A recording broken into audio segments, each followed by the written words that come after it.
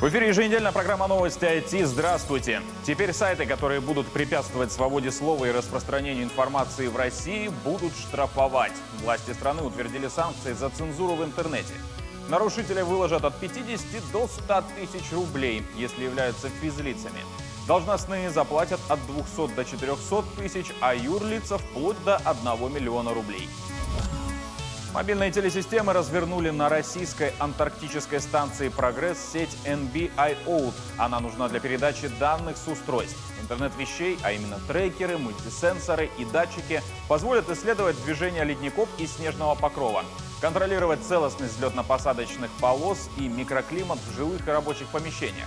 Это помогает контролировать появление в нижних слоях ледяной плиты, подтаивание и водяных лиц. Контроль климата в жилых помещениях осуществляется на основе датчика, разработанного специалистами МТС. Он определяет, насколько микроклимат в помещении комфортен для человека. Среди показателей уровень давления, качество воздуха, влажность и уровень вредных примесей. Специалисты НАСА показали и рассказали, как выглядела посадка на Марс ровера Perseverance. По заявлениям специалистов агентства, видео поможет полностью погрузиться в атмосферу Красной планеты. Трехминутное видео запечатлело завершающий этап спуска на поверхность Марса ровера Perseverance, который в предстоящие месяцы и годы будет заниматься поисками признаков былого существования жизни на планете.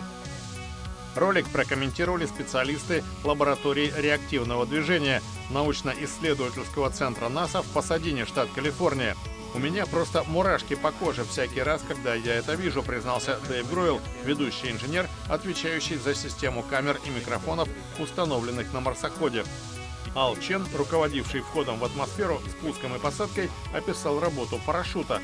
«Все происходило очень быстро», — сказал он. Плотность упаковки купола была такая же, как у древесины дуба. Выстрел, как из пушки, с начальной скоростью 100 миль или 160 км в час. Тормозные двигатели подняли вихри из пыли и камней. Колеса шасси коснулись поверхности не одновременно, из-за чего аппарат накренился, но вскоре занял проектное положение. Так, собственно, выглядит Марс в районе посадки Perseverance и сам ровер, сказал Джастин Маки. В его видении научная обработка изображений и контроль за работой приборов. По словам Маки, снимки сделаны в низком разрешении, которое соответствует 1/4 возможностей, заложенных в камере. Джессика Сэмюэлс, отвечающая за функционирование ровера на поверхности Марса, описала устройство, входящее в оснащение Perseverance. Одно из них предназначено для устранения пыли с приборов, в том числе с ультрафиолетового и рентгеновского спектрометров. 2 автономных аппарата-планера в течение ближайших 4 месяцев будут в подводном положении изучать возможное воздействие айсберга, который носит название А-68 на животный мир островных территорий в Южной Атлантике. Айсберг откололся в 2017 году от шельфового ледника и продолжает разрушаться. Холодная вода, которая образуется при таянии, нарушает температурный баланс в акватории и может негативно отразиться на животных обитателях. На этих кадрах испытания подводных роботов-планеров в Ирландском море. С помощью 2 таких аппаратов инженеры и ученые Британской организации по изучению Антарктиды и Национального океанографического центра исследуют воздействие айсбергов на природу Южной Атлантики.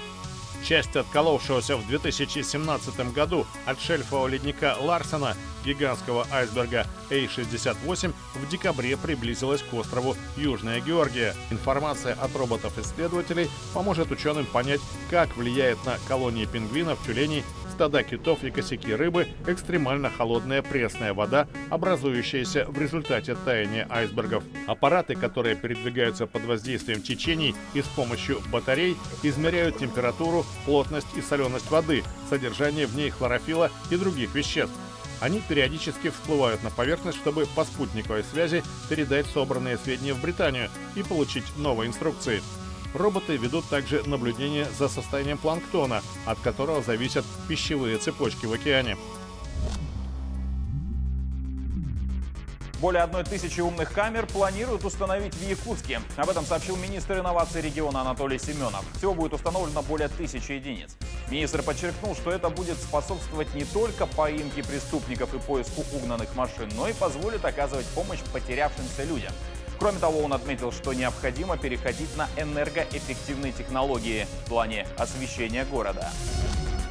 Приложение «Аяна» — голосовой переводчик с русского языка на эвенкийский язык — презентовали в Якутии. Автор языкового роботизированного переводчика Николай Апрасимов, руководитель студии IT и творчества АПРО.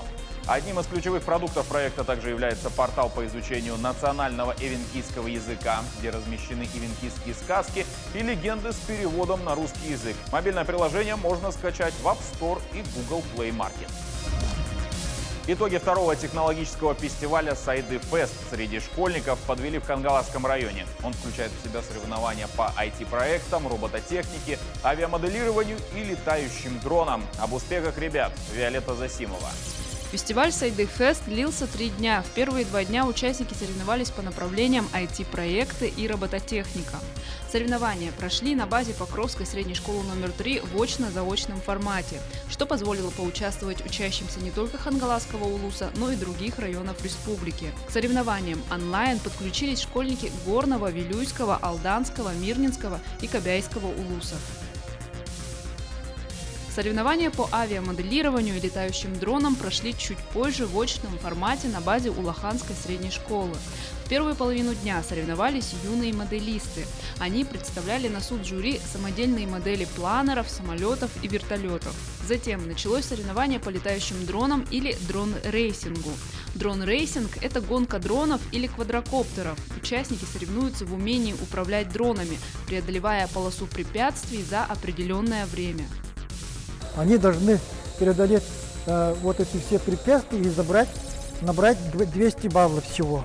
И если он полетел за 2 минуты, у него вот 200 баллов отнимается 120, тогда получается у него 80 баллов. В гонке дронов приняли участие учащиеся Актемского научно-образовательного центра, 2-й Мальжигарской и Улаханской средних школ.